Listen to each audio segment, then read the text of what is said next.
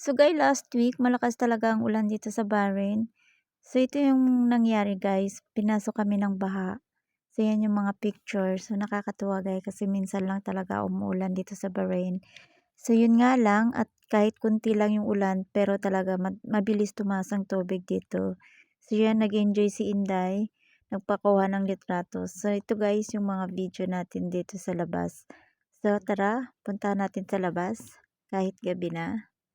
So ito guys, so tuwang-tuwa ako dyan guys. Nagpa-video ako sa amo ko. Ayan.